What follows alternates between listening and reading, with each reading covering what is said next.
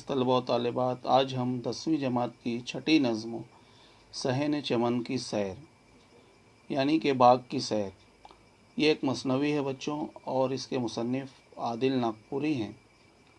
पहली बात देखते हैं। पहली बात में मसनवी के ताल्लुक़ से कुछ अहम मालूमात फ़राहम की गई है कि मसनवी उर्दू शायरी की एक अहम सिन्फ़ है। दीगर असनाफ़ से आप वाकिफ़ हैं, जिसमें हम्द व नात, कसीदा, मरसिया, रुबाई, गज़ल वगैरह, जिसमें मुसलसल अशार के ज़रिए यानी मसनवी में मुसलसल अशार के ज़रिए किसी वाक़े या मंज़र वगैरह की तस्वीर कशी की जाती है।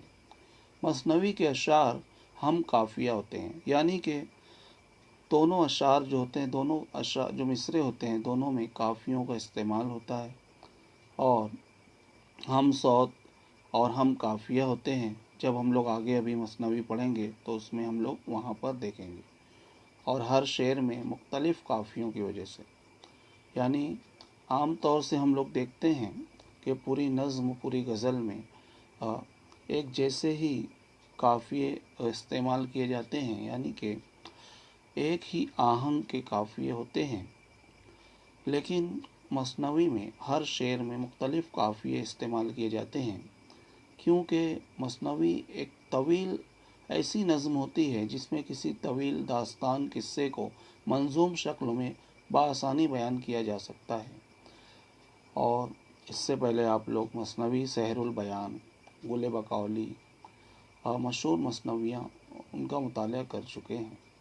मसनवी में अजीब व गरीब किस्से, इश्क व मोहब्बत की कहानियाँ, जंग और मुहिम जुई के हालात वगैरह बयान किए जाते हैं। हमारी मसनवियों में फितरत की खूबसूरती को यानी कुदरती मनाजिर को भी तरह तरह से बयान किया गया है।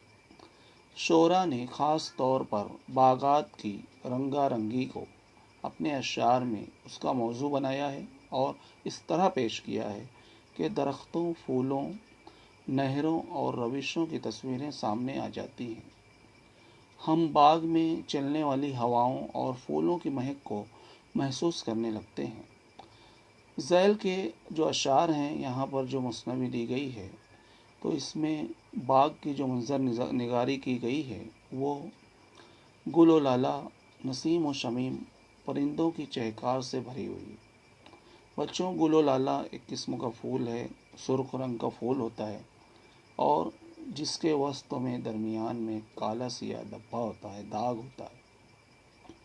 नसीम आप लोग जानते हैं, सुबह की ठंडी हवा, और शमीम यानी कि निखत खुशबू। आइए अब हम लोग इस मसनवी के जो शायर हैं आदिल नागपुरी साहब, उनके ताल्लुक़ से जान पहचान में मज़ीद जान लेते हैं। अज़ीज़ तलबा, आदिल नागपुरी का अस्ल नाम सैयद अब्दुल अली था। वो 1823 ईस्वी में नागपुर में पैदा हुए। दरअसल सल्तनत मैसूर के इख्तिताम के बाद, यानी जब 4 मई 1799 ईस्वी को हज़रत टीपू सुल्तान रहमतुल्लाह अलैह की शहादत के साथ ही सल्तनत मैसूर का सूरज ग़ुरूब हो गया, तो आदिल नागपुरी के जो बुज़ुर्ग हैं वो नागपुर तशरीफ़ ले आए और वहीं पर 1823 में आदिल नागपुरी की विलादत हुई। दीनियात की इब्तदाई तालीम उन्होंने घर में ही हासिल की। आला तालीम के लिए उन्होंने अपने ज़माने के यानी कि उस ज़माने के बड़े बड़े आलिमों के आगे ज़ानुए अदब तय किया, यानी कि उनकी शागिर्दी में अब इल्म से फैज़याब हुए। आदिल रघुजी राजे सुवम के इंतज़ामिया में मुलाजिम भी रहे। बच्चों, आप इस नज़्म के आखिर में अगर इजाफ़ी मुतालिया में देखें तो नागपुर के जो राजा रघुजी राजे सुवम हैं, उनके ताल्लुक़ से बहुत मुफीद मालूमात दी गई है। शायर खुद उनके दरबार में मुलाजिम रहे हैं। और आदिल नागपुरी ने 1894 ईस्वी में वफ़ात पाई और वफ़ात भी ऐसी कि इंसान जिस पर रश्क करे। हज बैतुल्लाह के लिए वो तशरीफ़ ले गए और वहीं पर तवाफ़ करते हुए اللہ رب العزت نے انہیں اپنے دربار میں بلا لیا۔ فارسی میں بھی عادل کی کئی کتابیں ہیں اور جو درج و ذیل مثنوی جو ہے ان کی کلیات سے لی گئی ہے۔ کلیات یعنی بچوں کلیات یعنی کہ جس میں ان کے کلام کو ایک ساتھ جو یکجا کیا گیا اور شائع کیا گیا، تو اسے ہم لوگ کسی بھی شاعر کے اس طرح کے کلام کو اس شاعر کی کلیات کہا جاتا ہے۔ عزیز طلبہ، اس کے بعد ہم جیسے کہ آپ لوگ دیکھ رہے ہیں کہ اس مثنوی میں 14 اشعار ہیں۔ ایک ایک شعر کا بلند خوانی کریں گے اور اس کا معنی و مفہوم دیکھیں گے۔ طلبہ و طالبات، آئیے ہم لوگ یہ جو مثنوی ہے صحن چمن کی سیر، اس کے اشعار کی یکے بعد دیگرے اس کو بلند خوانی بھی کرتے جائیں گے اور اس کو سمجھتے جائیں گے۔ جیسے یہاں پر پہلا شعر دیا گیا ہے کہ خیال آیا یک روز صحن چمن کا، ہوا میل دل دیدے سرو و سمن کا۔ عزیز طلبہ، معنی و اشارات میں آپ یہاں پر جو کچھ الفاظ ہیں اس کے معنی و اشارات آپ دیکھ چکے ہیں کہ یہاں پر دید یعنی دیکھنا، اور میل دل یعنی دل کی چاہت ہوئی، اور سرو ایک درخت تو ہے جو بالکل سیدھا ہوتا ہے، عمودی، اور بعض شعراء نے اسے محبوب کے قد سے بھی تشبیہ دی ہے، اور سمن جو ہے وہ چمیلی یا یاسمین کا جو پودا ہوتا ہے، جو پھول ہوتا ہے خوشبودار، اسے کہتے ہیں۔ تو اب اس شعر کا جو مفہوم ہے آپ اسکرین پر دیکھ رہے ہیں کہ شاعر کو ایک دن باغ کی سیر کا خیال آیا اور ان کے دل میں سرو کے درختوں اور چمیلی کے پھولوں کو دیکھنے کی چاہت ہوئی۔ اب اگلا جو شعر ہے بچوں یہاں پر کہ کہا دل نے اب تا کجا بن رہی ہے، کہاں تک بھلا گھر میں پابند رہی ہے۔ عزیز طلبہ، یہاں پر کہا دل نے اب تا کجا بن رہی ہے، تا کجا یعنی کب تک، یعنی کب تک گھر میں قید رہیں، بند رہیں۔ شاعر کا دل شاعر کو مشورہ دیتا ہے، اور کہاں تک بھلا گھر میں پابند رہی ہے، تو شاعر کے دل نے پوچھا کہ کب تک خود کو یوں ہی گھر میں بند اور پابند یا قید رکھیں گے۔ اور اگلے شعر میں جیسے یہاں پر آپ بھی اپنی کتابوں میں دیکھ رہے ہیں کہ گریبان خاطر نہ صد پارہ کیجیے، بہار گل و لالا نظارہ کیجیے۔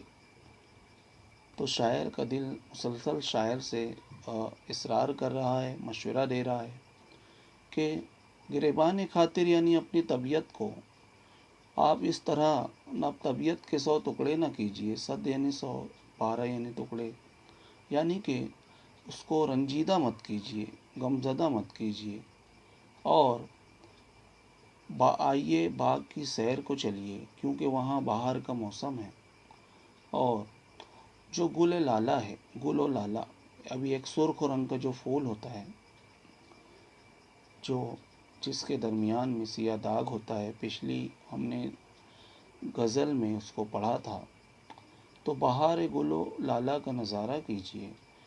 تو دل نے شاعر سے کہا کہ اپنی طبیعت پر ملال طاری مت کیجیے اور باغ کی سیر کر کے گل و لالا کی بہار کا نظارہ کیجیے۔ یہ شاعر کو دل کا مشورہ ہے۔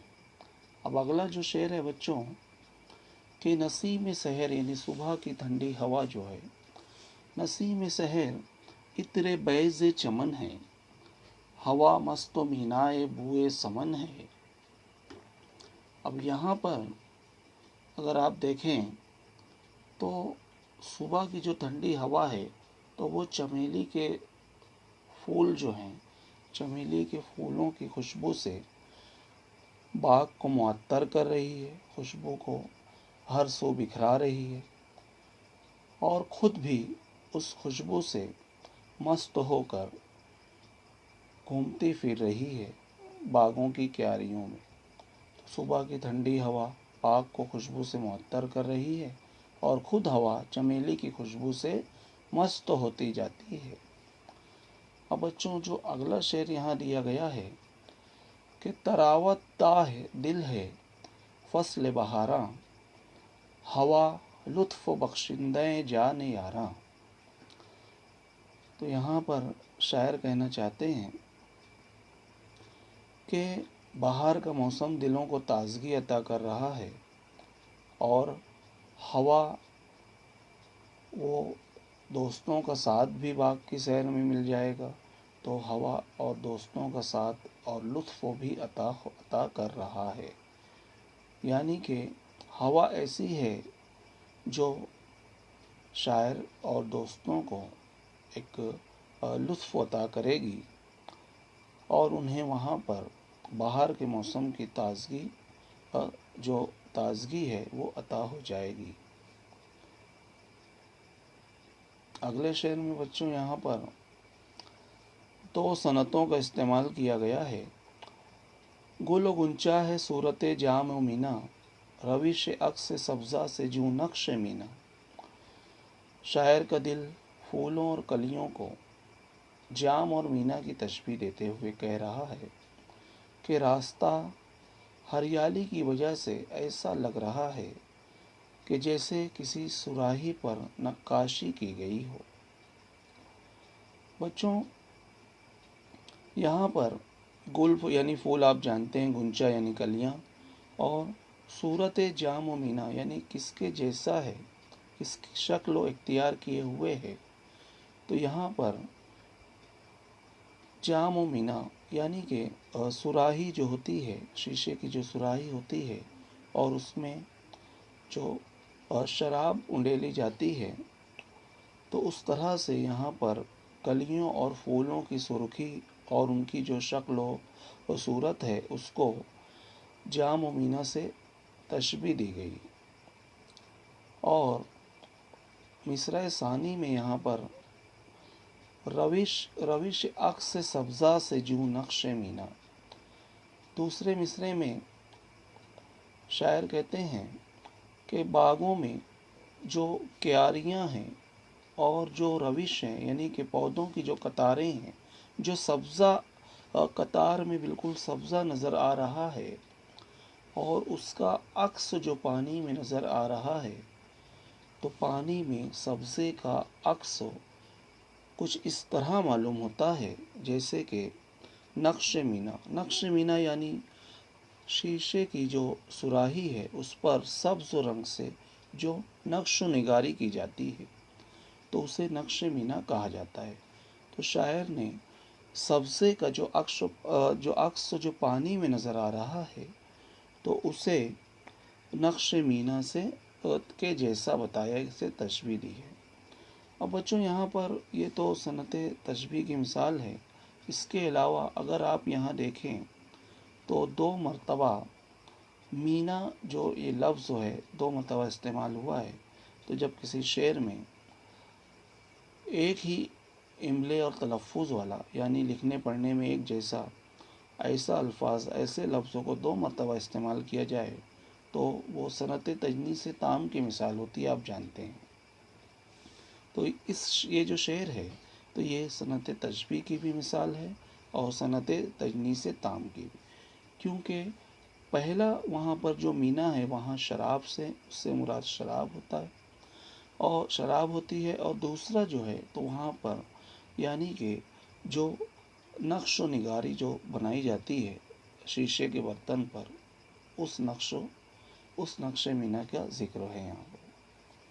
اب عزیز طلبہ اگلا جو شعر دیا گیا ہے کہ صفیر انادل ملالت ربا ہے.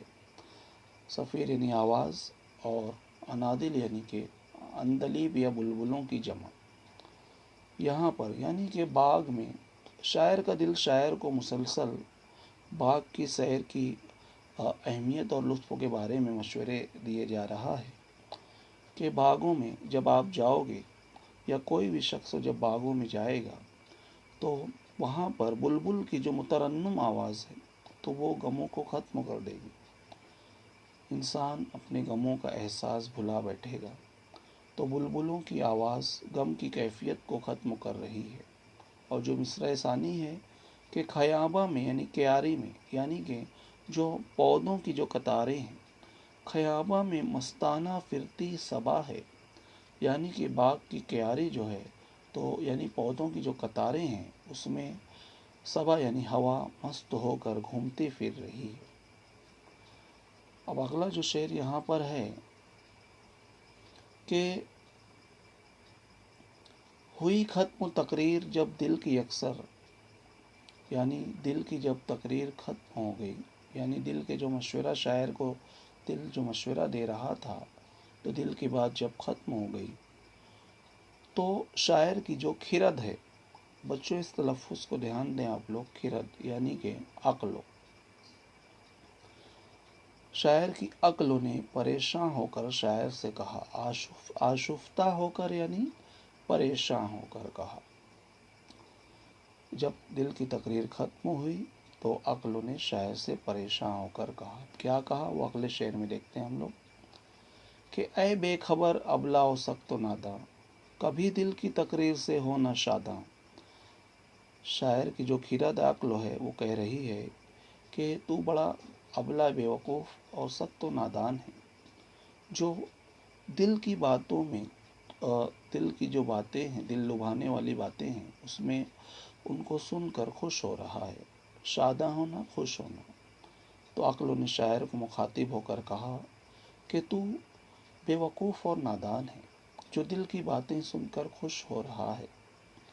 अब अक्ल ने ऐसा क्यों कहा, तो अगले शेर में देखते हैं कि अक्ल कहती है कि हकीकत है सैर चमन यानी बाग की सैर जो है वो दिल रुबा होती है, सबको भाती है, दिलकश होती है, और लेकिन किसके लिए ज़्यादा मतलब सैर चमन दिल रुबा है हकीकत में, तो वले उसको, यानी कि उसको जो अहले बर्गो नवा है, यानी कि जो ये सच है कि बाग की सैर दिल को लुभाने वाली है, लेकिन सिर्फ उन्हीं अफराद के लिए जो मालदार और अमीर हैं।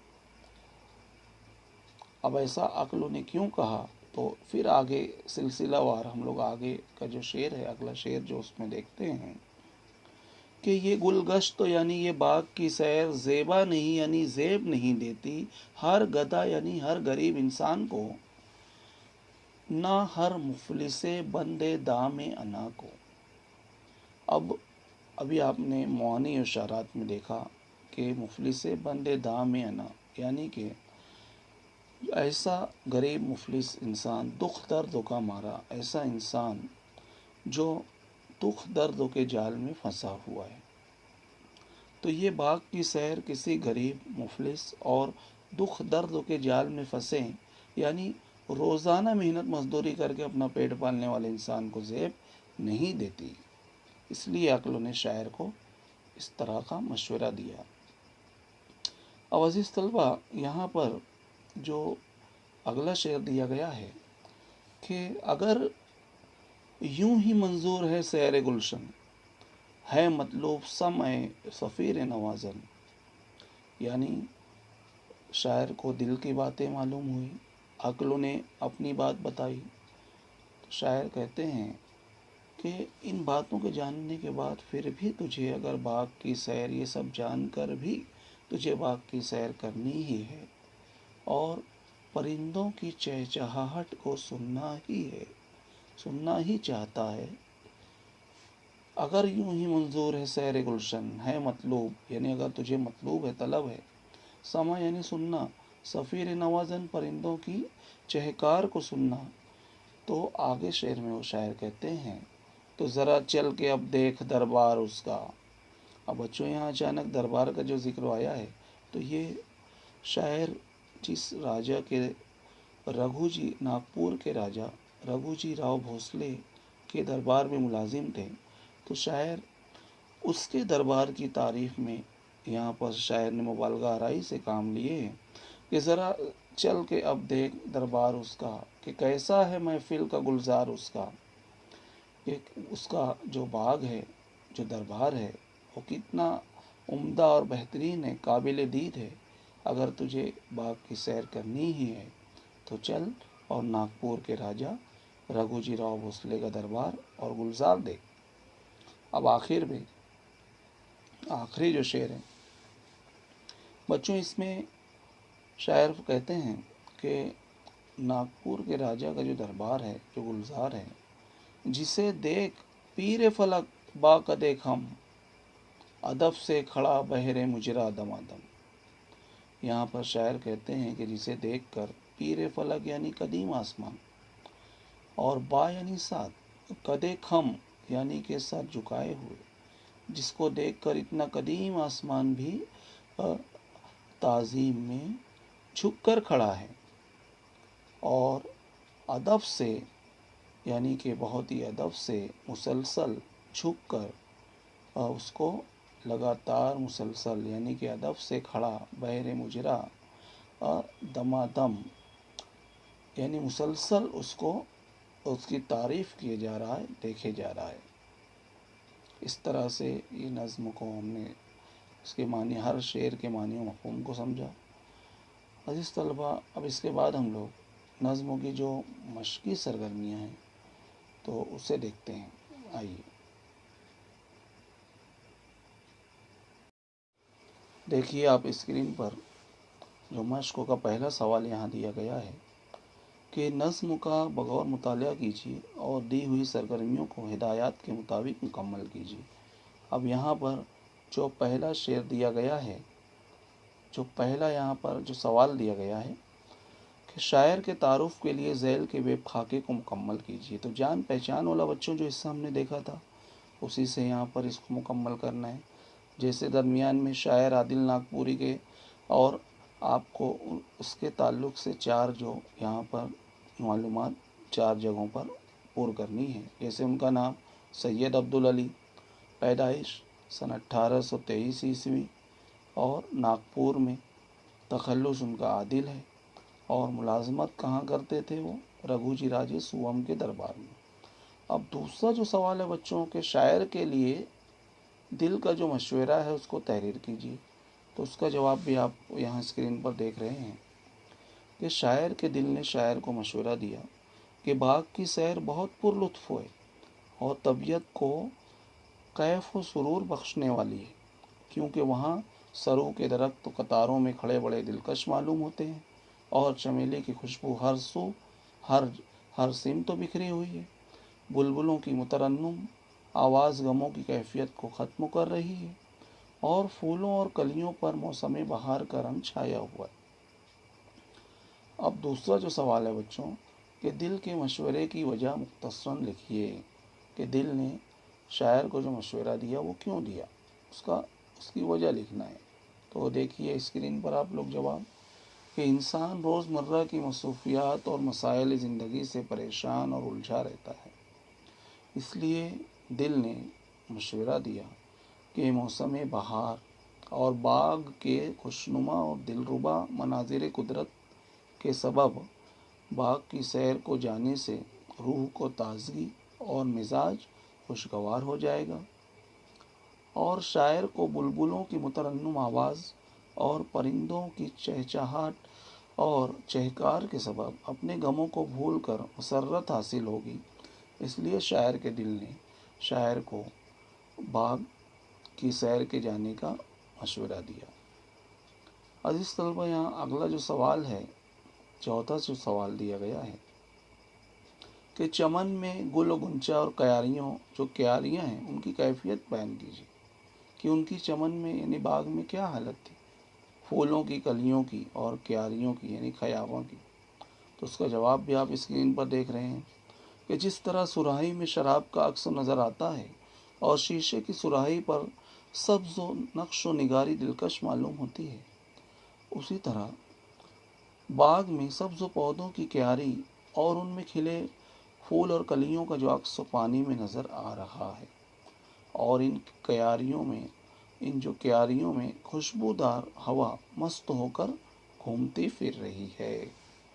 اب عزیز بچوں، اس کے بعد اگلا جو پانچواں سوال ہے کہ چمن میں بلبل اور صبا کی حالت بیان کیجیے، یعنی جو خوش گلو جو پرندہ ہے بلبل اور جو ہوا ہے تو ان کی کیفیت بیان کرنا ہے۔ تو چمن میں بہار آئی ہے اور بلبل اپنی مترنم آواز میں نغمے سنا رہی ہے، اور اس وجہ سے غمگین دلوں کے غم کی کیفیت ختم ہو رہی ہے، اور جو چمیلی کی خوشبو ہے وہ باغ کو خوشبودار اور معطر کر رہی ہے۔ اسی لیے جو صبا ہے، ہوا ہے، اس خوشبو سے مست ہو کر کیاریوں میں اٹھلاتی مستانہ وار گھومتے پھر رہی ہے۔ چھٹا سوال دیا گیا ہے کہ شاعر کو عقلوں کی دی ہوئی نصیحت قلم بند کیجیے۔ قلم بند کیجیے یعنی تحریر کیجیے کہ عقلوں نے شاعر کو کیا نصیحت کی۔ تو جواب دیکھیے آپ لوگ اسکرین پر کہ شاعر کو عقلوں نے نصیحت کی کہ تو بہت نادان اور بے وقوف ہے جو دل کے مشورے پر باغ کی سیر کو جانے کے لیے راضی ہو گیا ہے۔ یہ سچ ہے کہ باغ کی سیر دل ربا ہے، مگر ایسے شخص کے لیے جو مالدار ہے اور روزانہ کی محنت مزدوری اور فکر معاش اور روزگار سے آزاد ہے۔ باغ کی سیر غریب اور روزمرہ کے بکھیڑوں میں اور جکڑے ہوئے انسان کو زیب نہیں دیتی۔ ساتواں سوال دیا گیا ہے کہ عقلوں کے مطابق سیر چمن جن کے لیے ممنوع ہے ان کے نام لکھیے۔ اس کا جواب دیکھیے۔ عقلوں کے مطابق جو غریب انسان ہیں، مفلس ہیں اور دکھ دردوں کے جال میں پھنسے ہوئے جو غریب انسانوں کے لیے باغ سیر جو سیر چمن ممنوع ہے۔ اب آٹھواں سوال دیا گیا ہے کہ نظم سے صنعت تشبیہ کا شعر تلاش کر کے لکھیے۔ تو بچوں ابھی ہم نے سمجھا، بالکل آپ لکھ سکتے ہیں۔ ہاں، گل و گنچا ہے صورت جام و مینا، روش عکس سبزہ سے جو نقش مینا۔ اب بچوں نواں سوال ہے کہ نظم میں ہوا، پھول اور باغ کے لیے دیگر جو دوسرے الفاظ استعمال کیے گئے ہیں انہیں لکھنا ہے آپ کو تلاش کر کے۔ تو یہاں پر ہوا کے لیے سب سے پہلے ہم دیکھیں گے تو ایک لفظ صبا آیا ہے، دوسرا نسیم سحر آیا ہے۔ اب پھول کے لیے بچوں ایک تو گل آیا ہے اور ایک سمن آیا ہے جو چمیلی کے پھول کے لیے آیا ہے، اور ایک گل و لالا جو گل لالا جسے گل لالا بھی کہا جاتا ہے اس کے لیے۔ اور بچوں باغ کے لیے جو 3 لفظ آئے ہیں چمن، گلشن اور گلزار۔ اب 10واں جو سوال دیا گیا ہے یہ بھی بڑا دلچسپ ہے کہ ذیل کے ہم معنی الفاظ نظم سے تلاش کر کے لکھیے۔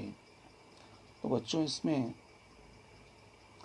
آپ دیکھیں تو یہاں پر 2 ستونوں میں آپ کو نظر آ رہا ہوگا کہ خوشبو کے لیے جو لفظ ہے جو اس نظم میں استعمال ہوا ہے وہ عطر ہے، تازگی کے لیے تراوت ہے، اور بلبل کی جمع تو انادل ہے، اندلیب بھی کہا جاتا ہے بلبل کو، اور فکر مند کے لیے آشفتہ، اور پرندوں کی چہکار صفیر نوازن، اور باغ دوڑ تو یہاں پر اس کے لیے لفظ تو بالکل ہو بہو لفظ وہاں موجود نہیں ہے، پھر بھی ہم لوگ یہاں پر دام انا لیتے ہیں، اور بار بار یعنی کہ دما دم۔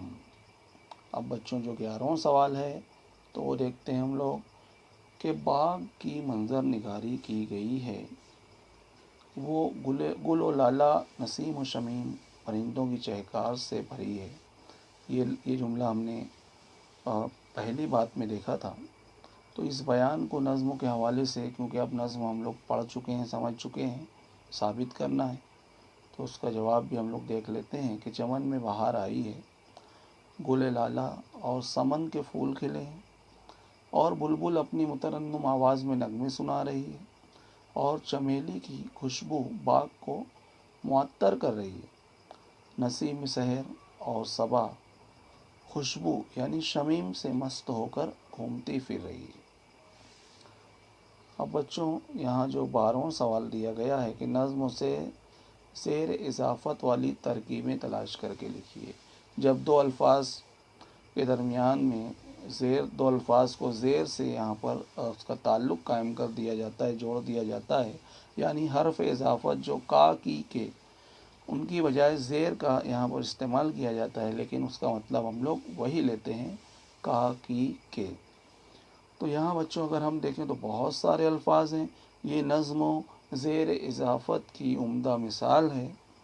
اور جیسے مثال کے لیے یہاں پر کچھ الفاظ آپ جواب میں دیکھیے: صحن چمن، گریبان خاطر، نسیم سحر اور پیر فلک اور قدِ خم۔ اب یہاں پر جو اگلا سوال دیا گیا ہے وہ ایک ویب خاکہ ہے۔ ہوا کے تعلق سے آپ کو اس کو مکمل کرنا ہے کہ نظموں کی مدد سے ہوا کے متعلق ویب خاکہ مکمل کیجیے۔ تو ہوا کا یہاں جو ذکر و نظموں میں آیا ہے وہ 3 طریقوں سے آیا ہے۔ جیسے یہاں دیکھیں، عطر بیض چمن، یعنی جو چمن کو وہ معطر کر رہی ہے، اور اس کے بعد خود بھی معطر ہو رہی ہے۔ مست مینائے بوئے سمن، یعنی چمیلی کی خوشبو سے مست ہو کر گھومتی پھر رہی ہے۔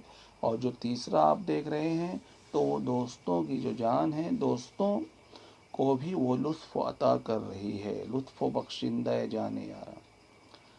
اب عزیز طلبہ، یہاں پر جو اگلا سوال دیا گیا ہے کہ لفظ جو گل ہے، اس لفظ پر زیر زبر اور پیش لگا کر ہم کو مختلف معنی بنانا ہے اور لفظ بھی لکھنا ہے۔ یہ سوال نمبر 4 حصہ قواعد میں سوال نمبر 4 کے بے میں اس طرح کا سوال آپ کو چوتھی سرگرمی میں پوچھا جاتا ہے۔ جیسے اگر ہم پہلے زبر لگاتے ہیں تو گل ہو جائے گا، اس کا مطلب ہوتا ہے بات چیت، معاملہ۔ اور اگر زیر لگاتے ہیں تو گل ہو جائے گا، گل یعنی مٹی اور کیچڑ۔ اور اگر پیش لگاتے ہیں تو یہ بالکل بآسانی استعمال ہوتا ہے، جیسے پھول۔ اب بچوں، یہاں پر آخری جو ایک خاکہ دیا گیا تھا، آپ کتاب میں مشقوں میں دیکھ رہے ہیں کہ دیے ہوئے فکروں کے لیے نظم سے مخصوص ترکیبیں لکھیے۔ اب بچوں، ترکیب کسے کہتے ہیں؟ تو الفاظ، یہ 2 سے زیادہ الفاظ کو ملا کر جو ایک نیا لفظ بنایا جاتا ہے اسے ہم لوگ ترکیب کہتے ہیں۔ تو خوشبودار سانسوں والی صبح کی ہوا، نسیم سحر، باغ میں عطر جیسی خوشبو پھیلانے والا، تو عطر بیض چمن یہ لفظ استعمال ہوا ہے۔